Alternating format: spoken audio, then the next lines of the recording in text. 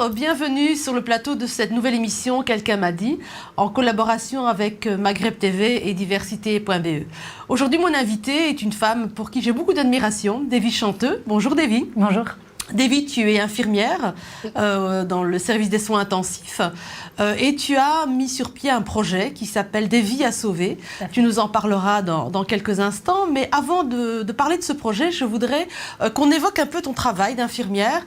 Tu as été au front pendant les quelques mois que nous avons connus d'épidémie de Covid-19, de la Covid-19. Comment as-tu vécu cette période et comment ton service de soins intensifs a-t-il fonctionné ? On l'a vécu, on s'est adapté comme tout le monde, comme beaucoup de mes collègues et comme beaucoup de personnes de corps différents, de métiers différents.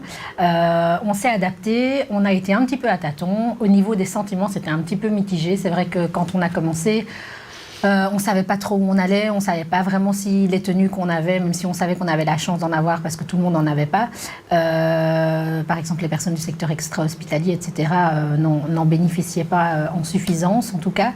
Et on ne savait pas, en fait, si ces protections allaient être suffisantes, si elles allaient vraiment nous protéger comme il le fallait. Et donc, c'est un petit peu...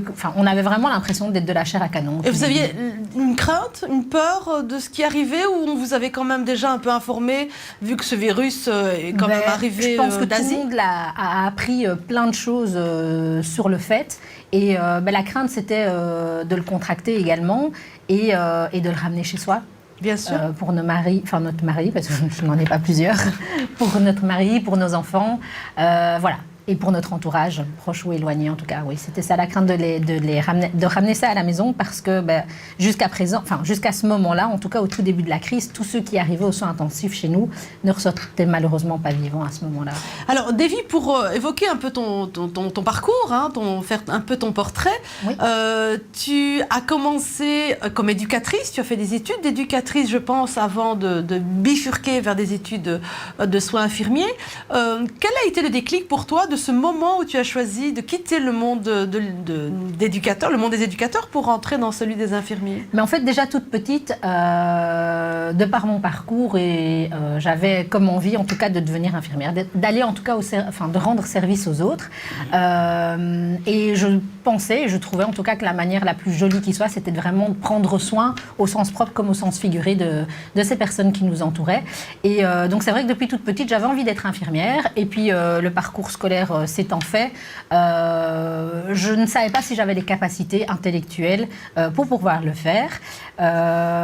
Et puis peut-être la peur aussi d'affronter ce défi. Alors comme tous les jeunes qui sortent de réto, on se dit qu'est-ce qu'on fait pas. Il y a mille et une idées qui viennent et puis on n'a plus aucune idée. Donc pour finir, je me suis lancée en tant qu'éducatrice spécialisée parce que le contenu des cours me plaisait, me convenait et restait dans la sphère sociale en tout cas.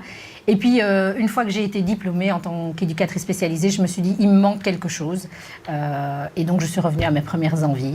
Alors, dans le métier d'infirmière, évidemment, il y a plusieurs secteurs, il y a plusieurs services. Oui. Celui des soins intensifs est quand même peut-être celui qui, moralement, physiquement, est le plus difficile. Tu es infirmière dans ce service depuis combien d'années maintenant ? 15 ans environ. 15 ans, oui. Et c'est vraiment là où tu as envie de finir ta carrière ? Initialement, c'est vrai que c'était un petit peu... J'avais fait le choix des spécialisations en fonction du challenge, du challenge intellectuel et pratique. Et surtout, je savais que dans ces disciplines-là, que ce soit les urgences ou les soins intensifs, on ne restait pas seul la nuit dans nos unités. Et c'est ça qui me faisait vraiment peur, c'est que je me suis dit, je ne saurais jamais tenir un couloir où il y a 30 patients et où je suis toute seule. Ça, c'était quelque chose que je ne voulais pas. Et donc, je me suis dirigée vers cette spécialité-là qui couvre et les urgences et les soins intensifs. Et puis, ça m'a plu. C'était hyper angoissant au début, c'était hyper technique, hyper intense. Et puis, pour finir, on est vraiment au cœur de l'action, en fait. Et on ne sait jamais de quoi notre journée va être faite. Et justement, alors le rapport au patient est quand même différent d'un service classique, puisque généralement, vous n'avez jamais de relation, je dirais, avec un patient, puisqu'ils sont là souvent en réanimation, dans le coma, mais jamais dans un état éveillé. Les soins intensifs, c'est vrai que les gens se font tout de suite l'image du patient qui est intubé, sédaté, curarisé et donc qui est inconscient dans un lit. Mais en fait, il n'y a pas que ça il n'y a pas que ça comme patientèle qui vient aux soins intensifs. C'est vraiment des gens qui viennent de subir une intervention lourde et qui ont besoin d'une surveillance accrue pendant les premières heures post-intervention. Et sinon, il y a toutes les personnes qui ont fait un infarct, un AVC et qui vous parlent comme vous et moi et qui arrivent dans ces lits aux soins intensifs, qui sont parachutés, qui rentrent tout de suite par la grande porte, uniquement parce qu'on doit les suivre au niveau monitoring et au niveau de certaines fonctions vitales et biologiques. Alors, émotionnellement, comment on se blinde finalement? Parce que c'est un service qui reçoit des enfants, des adultes, des femmes, des hommes, évidemment. C'est un service adulte qui compte environ 15 lits. C'est vrai qu'on les a décuplés pendant la phase Covid.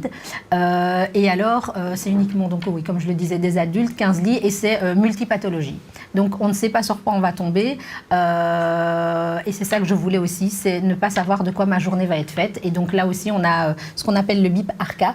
Donc, dès qu'il y a un patient aux étages ou dans la sphère, en tout cas, de l'hôpital qui ne va pas bien et dont on a besoin une aide très, très rapide, c'est à nous qu'on fait appel. Donc voilà, on fait un peu le rodéo avec notre chariot ARCA. Donc ça, c'est aussi c'est une montée d'adrénaline quand cette sonnerie retentit, parce qu'on se dit qu'il faut agir tout de suite. Et alors, c'était quoi l'autre partie de la question? Alors, je disais qu'en fait, émotionnellement, ça doit être difficile de pouvoir gérer des patients qui ont des différentes symptômes. Ça l'est, mais après, on a une équipe qui est derrière aussi. On est plusieurs dans cette équipe-là. Alors, on élabore, enfin, on n'élabore pas, mais il y a des affinités qui se créent. Et puis, il y a une sorte de... je ne sais pas comment on explique ça, mais une sorte d'entraide mutuelle face à des cas dramatiques, parce que c'est vrai qu'on est confronté, on est beaucoup plus confronté à la mort que dans d'autres services. Et alors voilà, on se soutient comme ça mutuellement. Notre force, c'est notre équipe. Alors justement, Davy, on s'était rencontrés il y a quelques mois de cela parce que tu avais eu l'idée de lancer un projet que tu as baptisé Des vies à sauver, justement parce que tu voyais arriver au sein de ton service des soins intensifs des personnes avec de lourdes pathologies, en te disant, mais finalement, parfois des gestes simples auraient pu éviter que ces personnes soient atteintes aussi gravement et soient pratiquement parfois au seuil de la mort. Raconte-nous un peu ce projet. Ce projet, il est né de deux constats. Le tout premier, comme tu l'as dit, c'était que après toutes ces années aux soins intensifs, c'est vrai que d'avoir vu en tout cas, et de voir encore par la suite certainement, autant de vies au destin brisé ou gâché, ou alors des vies complètement disparues, anéanties, parce que l'entourage de ces patients-là ne connaissait pas les gestes de premier secours. Je me suis dit qu'il fallait vraiment agir en amont plus que ce qui existe actuellement. Et en tout cas, moi, apporter ma petite pierre à l'édifice.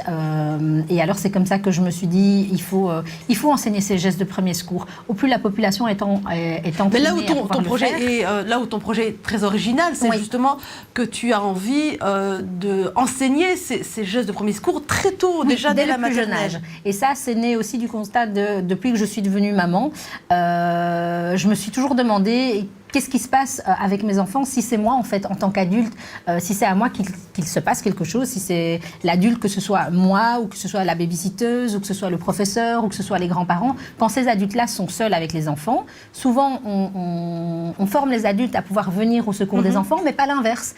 Et donc, je m'étais dit, comment mon petit bout de 3 ans, de 4 ans, on va pouvoir me sortir de là. Ne serait-ce que d'apprendre le numéro de téléphone d'urgence, par exemple. Ou de simplement lui apprendre quand une situation est normale et pas normale, et comment il peut aller chercher de l'aide.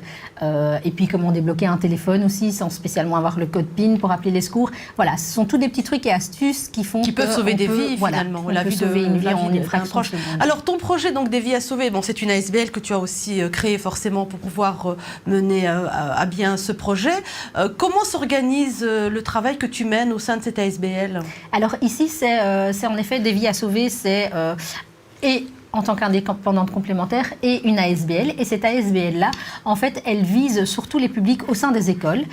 Donc, on fait soit du porte-à-porte, soit c'est du via-via qu'on est contacté pour pouvoir dispenser des formations en secourisme sous forme d'atelier d'1 heure. Donc, tu vas dans les classes et tu... Voilà. Et donc, ici, dès la donnes en fait, la durée de l'atelier dépend vraiment du degré d'enseignement des enfants, de leur âge, de leur capacité. Et alors, on évolue comme ça, tant au niveau de la manière qu'au niveau de la durée, en fonction de... C'est ça, donc tu as des cours spécifiques aux âges que tu... des vraiment. enfants, On adapte vraiment nos modules en fonction du contenu et en fonction de la durée au public auquel on s'adresse. Exactement. Alors aujourd'hui, donc tu as déjà commencé maintenant à travailler avec différents publics, puisque le public scolaire, mais pas uniquement. Tu peux aussi te rendre dans les maisons de jeunes, les associations, les patronats, mais également les maisons de femmes, les maisons de jeunesse, exactement. Est-ce que tu as suffisamment autour de toi de collègues qui pourraient t'aider à te seconder dans le travail que tu fais? Pour l'instant, tu fais tout toute seule. Pour l'instant, en effet, je fais tout toute seule. Je suscite en tout cas les demandes et au fur et à mesure des demandes, je sais que j'ai pas mal de collègues sur qui je peux compter, qui sont dans les starting blocks pour pouvoir me rejoindre. Et ce ne sont uniquement que des personnes dont la vie professionnelle est axée autour du secourisme. Donc ce sont soit des pompiers, soit des ambulanciers, soit des infirmiers spécialisés aux soins intensifs et aux urgences, soit des infirmiers non spécialisés et des médecins spécialisés également. Mais vraiment, moi je voulais absolument que ce soit des professionnels de la santé qui puissent dispenser ces choses-là, parce que en fin de compte, c'est ce qu'on fait souvent, qu'on fait le mieux, et on arrivera mieux à transmettre le savoir de cette façon-là. En tout cas. Alors, quels sont les projets pour l'instant de ton association, donc des Vies à Sauver?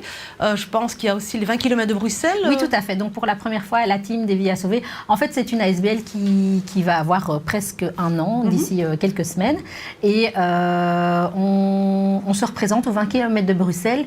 En tant que team, on espère réunir 50 à 70 coureurs ou marcheurs, parce que les 20 km de Bruxelles, ce n'est pas uniquement pour les coureurs, c'est également pour les marcheurs.